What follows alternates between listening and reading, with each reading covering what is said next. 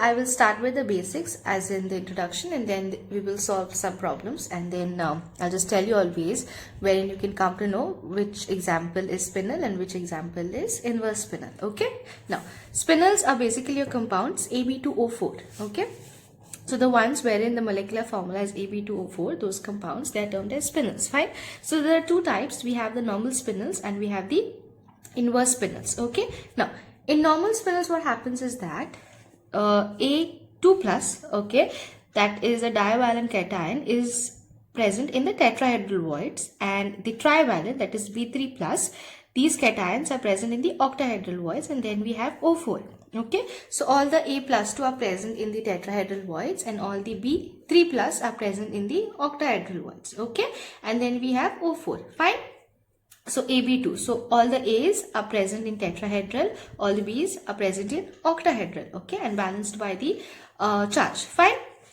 Now in inverse spinel what happens is that in inverse spinels, half of the B3 plus from the octahedral voids, they come and they occupy the tetrahedral voids. Okay, so B3 plus we have in the tetrahedral voids, half of them, and the other half of course remains in the octahedral voids. Okay, so along with B3 plus in the octahedral voids, we have A2 plus as well. Okay, and then the anion part is present. Fine. Only thing that we have to remember is the molecular formula. For spinels, it is A2 plus tetrahedral, B3 plus octahedral. Simple. Okay. So what I would suggest is that just by heart or just try to remember the spinels formula, and then the inverse spinel formula automatically will come to you, wherein half of the B3 plus cations you have to shift in the tetrahedral voids. Okay. So half of these come here. So we have B3 plus tetrahedral.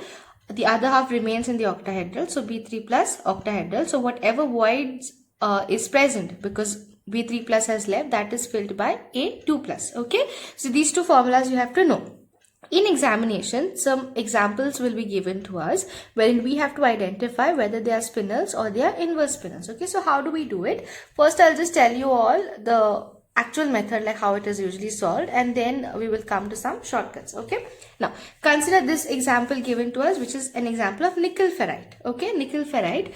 So we have to know the possible two options that we can get. Okay, so it can be nickel 2 plus tetrahedral, Fe3 plus octahedral, O4. This is your spinel formula. Or it can be Fe3 plus tetrahedral, nickel 2 plus octahedral, Fe3 plus octahedral, O4. Okay, so these are the two options that are available to us. Fine. Now we have to find out whether nickel ferrite is spinel or it is an inverse spinel structure. Okay, so how do we start? It's very simple. All we have to do is that we have to find the crystal field stabilization energy for each of the cation. Okay, so in the spinel formula we have nickel 2 plus in the tetrahedral, okay, and then we have Fe3 plus in the octahedral. Fine. So as per that we will have to put down the splitting pattern. This is for the tetrahedral splitting pattern, and it is a D8 system. Yeah, it is an octahedral splitting pattern. So the T2G, these will be down, and then the EG will be on top. Okay. So as per that, put down the splitting patterns. We'll have to put down the electrons. Okay. So here it is a D8 system. So we are going to fill 1, 2, 3, 4, 5, 6, 7, 8. Okay. This is a D5 system. 1, 2, 3, 4, 5. Okay, that way we are going to split. Fine. The next thing, simply we have to calculate the crystal field stabilization energy. Okay. Now for tetrahedral, this is minus 0.6 and on top it is 0.4. Okay. So minus 0.6 into 4 plus 0.4 into 4. So this is the value that we get. Finally, we'll end up getting minus 0.8 delta T plus 3 pairing energies, as in 3 electrons are paired. So plus 3p. Okay. Then going about with the octahedral splitting pattern. Okay, for octahedral, here we have minus 0.4 and the high energy is plus 0.6. Okay, so this is 3 into minus 0.4 plus 2 into 0.6. So it is going to be minus 1.2 plus 1.2. So we will end up getting 0 as delta O. So 0 delta O, and this is minus 0.8 delta T plus 3p. Okay, now going about with inverse spinel, again it's the same thing. Inverse spinel, nickel goes in the octahedral void and Fe goes back in the tetrahedral void. So it's just the reverse. Okay, so first for nickel D8 we find in tetrahedral. Now for nickel D8 we find in octahedral. Okay, similarly Fe plus 3 D5 we find in octahedral, Fe plus 3 D5 we find in tetrahedral. Okay, I'll just finish with the Fe plus 3 part. Here again this is going to be the splitting pattern. Okay, Eg will be down, T2g will be on top. Okay, again we will get delta O. Again we'll get delta T to be 0. Okay, the crystal field stabilization energy over here is 0. Coming to nickel, okay, again I told you this is minus 0.4, on top it is going to be plus 0.6. Okay, so this answer comes to minus 1.2 delta O plus 3 of pairing energy. Fine. Now you have all the possible values of crystal field stabilization energies which you could have imagined, or probably the ones which you could have got.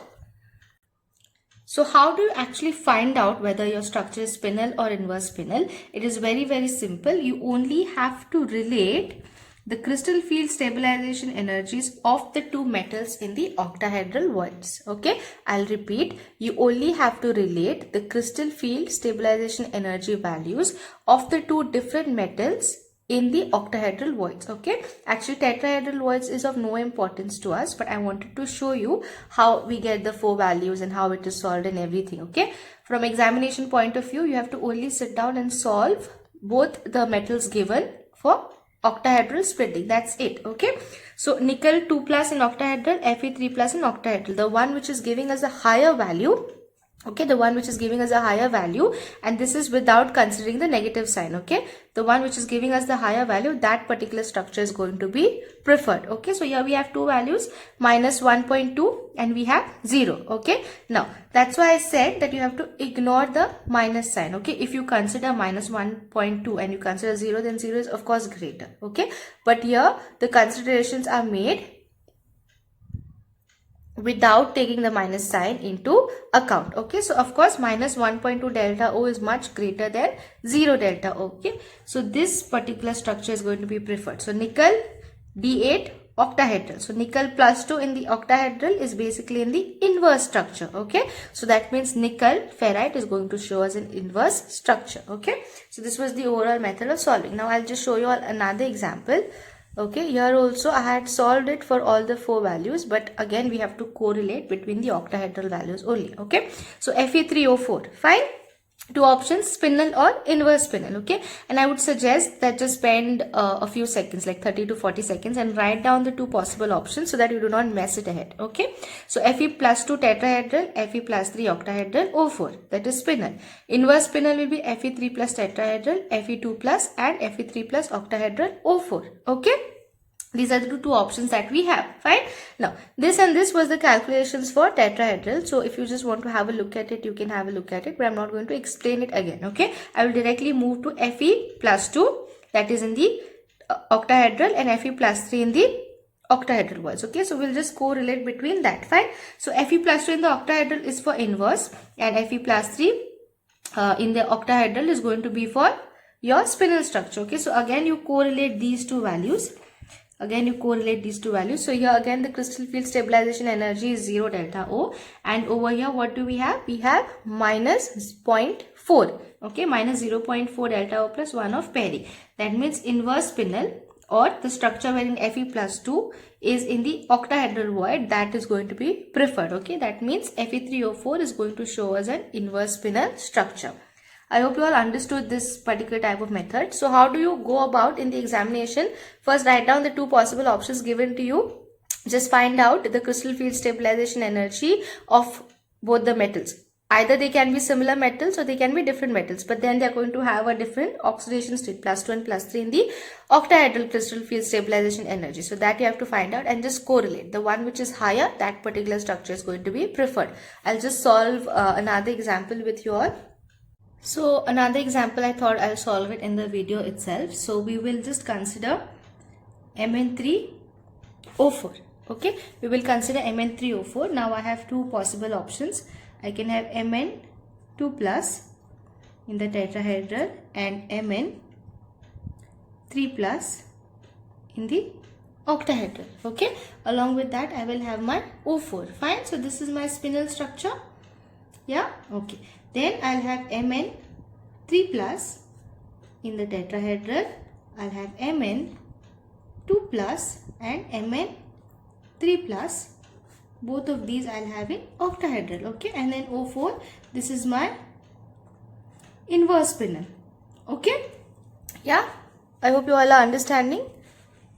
Okay, so these are my two options. This is what I have. Okay, I'll just tilt it so that yeah, much more clear, right? Okay, fine.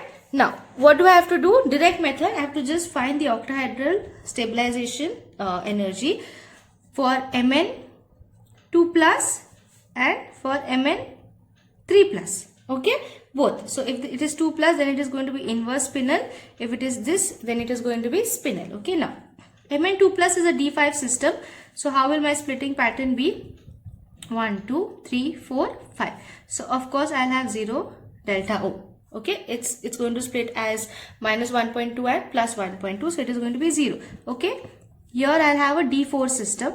Okay, this is Mn plus 3 is a D4 system. So I'll have 1, 2, 3, 4. Okay, so if I calculate, it will be minus 0.4 into 3 plus 0.6. So minus 1.2 plus 0.6. This will be 0.6 delta O.